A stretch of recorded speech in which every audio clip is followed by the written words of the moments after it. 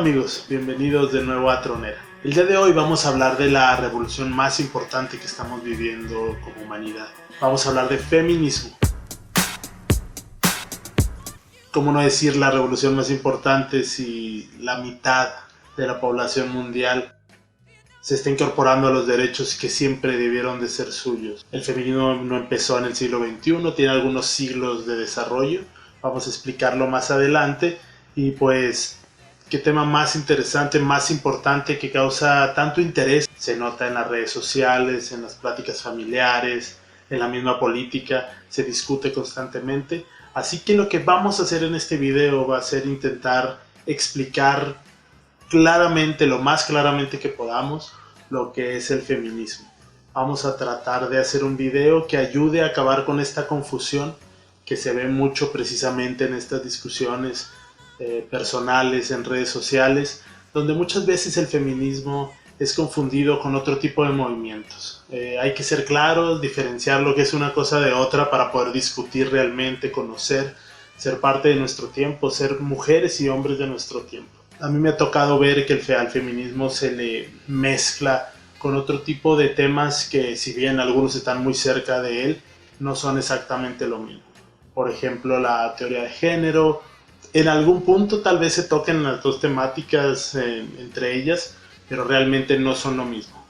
Este video es un esfuerzo por diferenciar lo que es el feminismo y se basa en una serie de pláticas que una gran feminista, Amelia Valcárcel, tiene subidas en YouTube a través de su muy arduo trabajo a través de los años para desarrollar la teoría feminista junto con un grupo muy importante de feministas españolas y de otros países.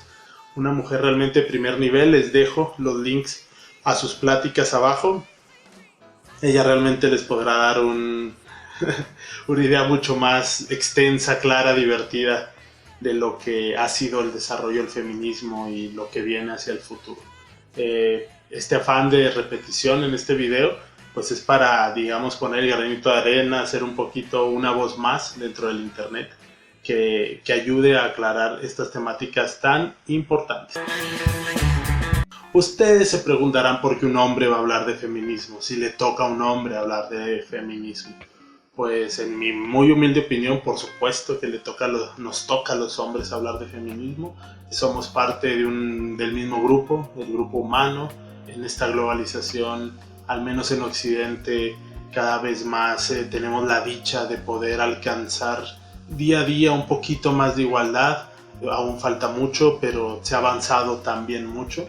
Por lo tanto, este video es la milésima parte de un granito de arena para pues poner un poco más en este camino que tantas mujeres y también muchos hombres estamos buscando, para que las niñas que ahora están en las escuelas, cuando sean mayores, puedan vivir un mundo mucho mejor que el nuestro. ¿Por qué es importante hablar de feminismo? Bueno, 1 de cada 3 mujeres en el mundo será golpeada o violada alguna vez en su vida. 1 de cada 3 mujeres. Eso equivale a 1.000 millones de mujeres que van a sufrir este tipo de violencia terrible alrededor de su vida. No podemos quedarnos callados o no voltear a ver lo que le está pasando a 1.000 millones de seres humanos en el mundo. Y para venirnos más aquí a México, desde donde hacemos el video, bueno, 48 de cada 100 mujeres mexicanas sufren violencia en algún momento de su vida. Prácticamente la mitad de las mujeres mexicanas ha sido víctima de algún tipo de violencia, y pues nosotros no podemos permitirnos ser una sociedad donde eso suceda, que la mitad de la población femenina sufra este tipo de violencia. Por eso es tan importante hablar de feminismo, ¿no? Entonces encuadremos cómo haremos esta serie de videos. Este primer video con esta introducción, luego vendrá una explicación de qué es el feminismo, ciertos conceptos claves como el patriarcado, qué es, de manera muy simple, y vamos a hablar un poco de su fundamento, en qué se fundamenta el feminismo. En los siguientes videos vamos a hablar sobre las 3 olas que han existido a través de la historia del feminismo. La primera ola, que es la ola ilustrada. La segunda, que es la ola llamada sufragista. Y la tercera ola feminista, que es la ola contemporánea, en la que estamos viviendo todos el día de hoy.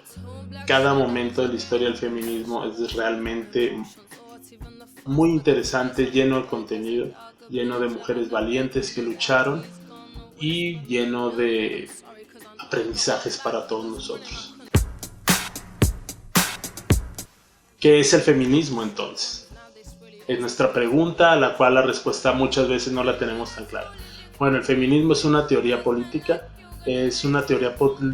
sobre la justicia igualitaria. ¿Qué dice esta teoría política? Bueno, dice que nadie puede ser apartado de ningún derecho a causa de su sexo. De los derechos políticos, de los derechos civiles, de los derechos educativos, etcétera, laborales, por el hecho de ser de un sexo o del otro sexo. También nos dice que el mérito de nadie debe ser juzgado mayor o menor a causa de su sexo. No por ser mujer o ser hombre, más bien por ser varón o por ser mujer. Ya hablaremos del concepto hombre. No por ser varón o ser mujer se debe de medir el mérito de nadie. Estas dos ideas parecen muy obvias, pero a lo largo de la historia y aún en nuestro presente no se han llevado a cabo en la práctica.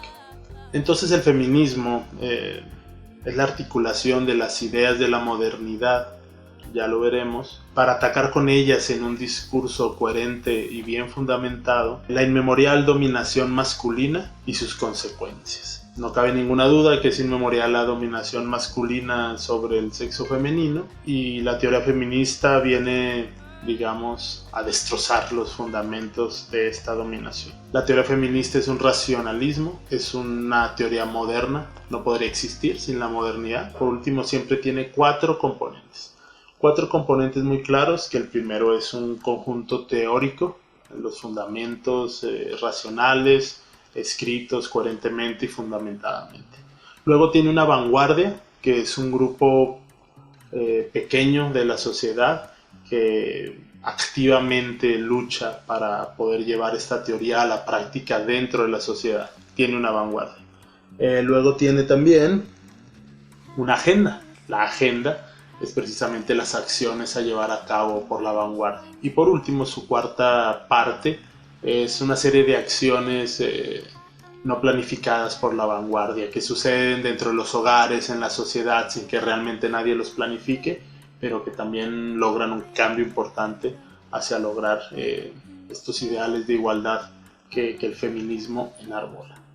Por último, y para terminar con esta, digamos, etapa del video conceptual, me gustaría también comentarles lo que es el patriarcado. Es una palabra que está muy de moda, que se usa mucho en las redes sociales, muchas veces de forma pues bastante equivocada. Así que el patriarcado es un sistema que cree que todas las mujeres deben dar la prevalencia al varón en todas las esferas sensibles de la vida. La palabra hombre conlleva a toda la especie humana en castellano. Así que de ahora en adelante hablaremos más claramente de varones y mujeres, y la palabra hombre, hombres, tal vez lo utilizaremos en general, o utilizaremos la palabra humanidad, o seres humanos, o la que se nos venga en mente en aquel momento. No hay judío ni griego, no hay esclavo ni libre, no hay hombre ni mujer, porque todos sois uno en Cristo Jesús. Estas pequeñas frases fueron escritas hace más o menos 2000 años en una carta de Pablo de Tarso a los Gálatas. ¿Por qué empiezo con ella? Porque es la primera vez al menos que se tiene constancia de que de alguna forma la igualdad entre hombres y mujeres queda impresa en un texto tan importante como una de las cartas paulinas, que como muchos saben son las cartas que fundaron el cristianismo. El cristianismo primitivo fue el primero en poner sobre la mesa la igualdad entre hombres y mujeres. Por desgracia, el cristianismo nunca jamás pudo llevar esta idea a la práctica. Realmente el cristianismo continuó durante 2 milenios con la desigualdad más absoluta entre hombres y mujeres, a pesar de haber parido la idea, digámoslo así, en esta carta. Jamás se llevó a cabo, pero bueno, es importante también darnos cuenta que ahí surgió por primera vez una idea igualitaria entre hombres y mujeres. Así empezamos esta parte del video en la que vamos a hablar de la fundamentación del feminismo, del por qué el feminismo es válido, de por qué es verdadero, de por qué no es nada más una ocurrencia de alguien o de algunas, ¿no? Sino porque realmente se fundamenta en lo más profundo de nuestros valores como sociedad. Y vamos a hablar, nos vamos a ir muchos siglos después, 16 siglos después de la carta de Pablo a los Gálatas, y vamos a hablar de la paz de Westfalia. ¿Qué es la paz de Westfalia? Bueno, fueron una serie de acuerdos europeos que sucedieron en 1648 entre diferentes potencias europeas que se llevaban matando 120 años en las guerras de religión. Estas guerras de religión fueron varias, las de los 70 años, la de los 30 años y muchas otras. Hubo un cisma en la Iglesia Católica. Todo empezó con Lutero, un monje alemán que pues se enojó, ¿no? Porque le pareció que la venta de indulgencias, una indulgencia es que te perdone Dios los pecados a través de la Iglesia Católica y con ello puedas ir al cielo.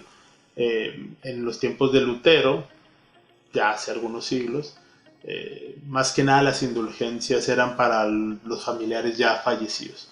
Cuando tú querías lograr una indulgencia para el familiar que tanto amabas, que tal vez estaba en el purgatorio y querías que se fuera al cielo, pues había que ir a Roma, ¿no? Para poder obtener esta indulgencia. Y bueno, digamos que dejabas una cantidad de dinero como limosna. Esta limosna era importante para la Iglesia Católica, para su riqueza, su poderío. Resulta que durante el siglo XV, XVI, cuando la sociedad europea fue saliendo de lo que conocemos como la Edad Media, pues surgió el Renacimiento en Italia. El Vaticano está en Italia. Y el Renacimiento no fue otra cosa que cuando la sociedad europea volteó de nuevo hacia los antiguos, hacia los griegos, hacia los romanos, hacia Aristóteles, Platón. Y pues bueno, se dieron cuenta que los antiguos eran excelsos, que habían hecho grandes cosas que para nada se estaban haciendo en el siglo XIV, XV, XVI. Y uno de los que se dio cuenta que no estaba, digamos, al nivel de los antiguos fue el Papa de aquellos tiempos. Volteó a ver el Vaticano y dijo: "Ay, esos templos que tenemos ahí en el Vaticano", donde por cierto se llama así porque ahí se hacían los vaticinios en la antigüedad, pues no están para nada al nivel de los grandes templos griegos, de los romanos, del Partenón, de la gran Roma antigua. Así que pues no estaba bien, ¿no? Si Dios era el Dios único, el todopoderoso, pues tenía que tener templos por lo menos que se acercaran a la gloria antigua. Así que pues bueno, el Papa decidió hacer grandes templos en Roma.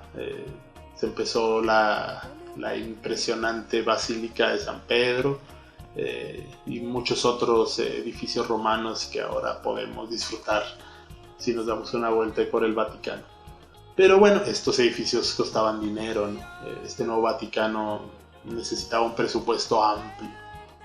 Se les ocurrió en Roma que era complicado que las personas a través de toda la Europa se acercaran a Roma por sus indulgencias. Era mucho el gasto, muchos los peligros del viaje desde España o desde Alemania o vete tú a saber qué lugares.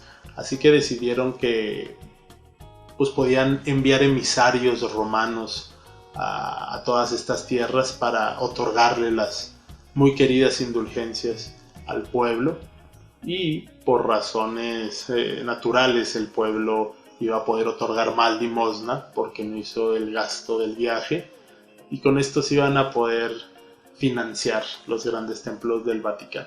Esto a nuestro amigo Lutero no le gustó mucho. Pensó que ya era de plano un abuso. Él ya había ido a Roma precisamente por unas indulgencias y pues como buen alemán, que era muy devoto, era una persona, digamos, un poco cuadradita. Puso alguna serie de quejas ahí en la puerta de su iglesia donde él vivía, donde era como una universidad también. Y bueno, esto desató la Reforma, que fue la escisión de la Iglesia Católica en dos: la reformada y pues la católica de siempre. Esto con los años llevó a cruentas guerras que, como les decía, duraron aproximadamente 120 años. Y estas guerras estuvieron a punto de terminar con la sociedad europea. Como lo oyen, terminar con la sociedad europea. Quizá uno de los momentos más terribles de esta sociedad. Y pues bueno, después de 120 años de estarse matando por motivos religiosos, pues ya como que se sentaron y dijeron, ¿saben qué? Pues ya estuvo, no puede ser que la religión, que debería de ser lo que nos mantiene unidos, es lo que está poniéndonos en riesgo como civilización. Así que haremos la paz de Westfalia. ¿Y qué fueron los acuerdos de la paz de Westfalia? Pues fue ponerse de acuerdo en que vamos a dejar a un ladito la religión, continuará siendo obligatoria, muy importante, pero en cuestiones políticas, en cuestiones de gobierno, en cuestiones oficiales, públicas, ya no la tomaremos como el centro de las decisiones, porque si continuamos así, desaparecemos. Esto ha sido un paso muy importante en la historia, un momento crítico, porque ahí empezó una era. Empezó la era en la que nosotros vivimos, que se llama la era de la modernidad. Sé que han oído que ya estamos en la posmodernidad y cosas por el estilo, pero a fin de cuentas seguimos viviendo bajo los estándares, bajo las categorías de la modernidad. ¿En qué se basa esta nueva idea? Bueno, es que se necesitaba una nueva forma de ver el mundo que ya no estuviera basada en la religión, que ya no se basara el mundo público en la religión, pero no era fácil. Las religiones son muy importantes porque son la estructura que el hombre crea para poder convivir. Es la forma, la religión no es algo ajeno al hombre, la religión es el propio hombre en sociedad. Así que había que hacer estos cambios de fondo esenciales. Bueno, y la tarea recayó en 4 filósofos que todos hemos oído alguna vez, los 4 ontólogos de la modernidad. Ontólogos se oye muy rimbombante, pero significa, pues bueno, los 4 principales filósofos, hubo algunos otros, que crearon las categorías a través de las cuales vamos a entender el mundo en esta nueva era moderna, en esta era donde vivimos nosotros. El primero fue René Descartes. Todos conocemos a René Descartes, lo hemos oído alguna vez, hemos en matemáticas visto el plano cartesiano, a través del cual nos podemos guiar en las Y y en las X. Descartes decía lo siguiente: heredamos demasiadas ideas del pasado que no sabemos si son ciertas. No las hemos comprobado. Muy probablemente son falsedades. Hay que empezar a edificar desde los cimientos de nuevo. Bueno, él escribió un libro muy famoso, El discurso del método, a través del cual nos da unas instrucciones, un método, para poder construir este nuevo mundo de ideas desde cero. Una de las instrucciones del método era la siguiente: no admitas jamás cosa alguna como verdad sin haber conocido con evidencia que así es. Solo admitir como verdad lo que estamos seguros que lo es y no haya motivo alguno para ponerlo en duda. Y Descartes concebía el sujeto como un ser basado en su racionalidad, responsable de tomar decisiones basándose en sus expectativas y cálculos racionales. Así que surge el concepto de sujeto de Descartes, el ser humano que actúa a través de la razón. Podemos ir viendo que tanto hombres como mujeres actuamos a través de la razón. Así que se empieza a tejer los fundamentos de la modernidad, de la igualdad entre los hombres, ya lo veremos, por supuesto, de la igualdad entre sexos. El segundo ontólogo de la modernidad se llamó Spinoza, un filósofo importantísimo también, que publicó un libro llamado El Tratado Teológico y Político en 1670. Ninguna palabra revelada tiene que regir la convivencia humana. Esta convivencia es el producto de un pacto entre iguales que pactan la ley, a la cual todos se someterán. Se admiten entre ellos recíprocamente igualdad y se dan libertad para actuar y para pensar. Primeramente, deja clarísimo que la convivencia humana no debe ser regida por ningún tipo de religión. Recordemos que la posición minusvalorada de la mujer estaba basada en, por ejemplo, en el viejo relato de Adán y Eva. Eva como la mujer culpable de todos los males del ser humano, culpable de que nos aventaran de una patada del paraíso por comer la fruta prohibida. Spinoza nos dice que ninguna palabra revelada debe ser la base de la convivencia, que la convivencia debe generarse a partir de una ley que nos damos todos como sociedad a nosotros mismos. Y en esa ley, las bases de esa ley para que funcione es que nos otorguemos igualdad entre todos y libertad. Libertad, igualdad. ¿Les va sonando? El tercer ontólogo de la modernidad es Hobbes, otro gran filósofo que en 1651 publicó Leviatán, un libro también básico, clásico de la cultura occidental. Decía que éramos súper insoportables unos a los otros precisamente porque somos muy iguales. Si hubiera realmente una gran diferencia entre unos y otros, pues igual los de abajo aceptarían, ¿no? Que hay unos que realmente son superiores por alguna otra razón. Pero al ser tan iguales somos muy insoportables. Hablo del derecho del individuo, la igualdad natural de las personas. Y por último está Locke, el cuarto de los ontólogos de la modernidad. Y Locke escribió los 2 tratados sobre el gobierno civil en 1689. A Locke se le considera el padre del liberalismo clásico y pues bueno, contribuyó mucho a la teoría del contrato social, fue el primero en definir el yo como una continuidad de la conciencia. Según sus ideas, el Estado tiene como deber proteger los 3 derechos naturales, que son la vida, la libertad y la propiedad privada, sumando un cuarto derecho fundamental, que es el derecho de luchar contra el Estado si este Estado no provee estos 3 derechos naturales: la vida, la libertad y la propiedad privada. Por supuesto, esto mediante el consenso recogido por escrito, que luego fue llamado Constitución, un contrato social. Él comentaba igualmente que todos son libres, todos los hombres son libres e iguales. Así que, por lo mismo, al ser libres e iguales tienen los mismos derechos, todos. Y en esta nueva idea de sociedad igualitaria, con derecho a la propiedad privada, con derecho a la seguridad, a la vida, la libertad es la clave de todo, porque solo una persona libre puede firmar un contrato. Y todos, de manera simbólica, debemos firmar el contrato social. Así que tú puedes firmar muchos tipos de contratos, pero tú no puedes firmar un contrato donde otorgues tu libertad a otro. Solo se puede firmar un contrato entre 2 iguales. No se pueden firmar contratos entre desiguales. Así que igualdad y libertad son las bases, los valores base de la modernidad, los valores base de nuestra sociedad, en los que se basa nuestro contrato social, nuestras constituciones, nuestra forma de vivir. Así que, pues como pueden ver, con alar un poquito el hilo de estos derechos, pues nos damos cuenta que son los derechos que fundamentan el feminismo.